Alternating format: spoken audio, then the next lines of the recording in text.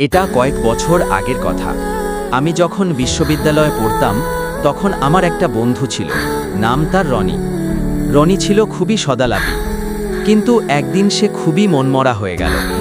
কিছুদিন পরে জানলাম তার বাবা মায়ের মধ্যে সম্পর্কের সমস্যার কারণে সে খুব দুশ্চিন্তায় ছিল। রনি তার পরিবারকে খুব ভালোবাসত, কিন্তু তাকে দেখেই বুঝতে পারছিলাম যে সে কিছুতেই সহজে এ পরিস্থিতি মেনে নিতে পারছে না।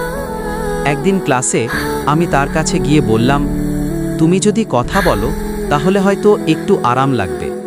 রনি প্রথমে কিছু বলছিল না, কিন্তু পরে বলল, দোস্ত, কিছুতেই কিছু করতে পারছি না।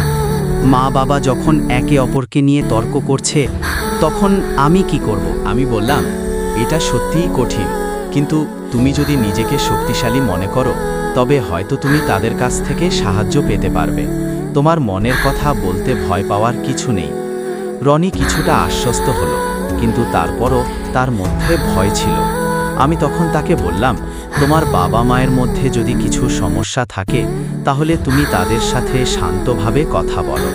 তাদেরও তোমার চিন্তা বুঝতে হবে।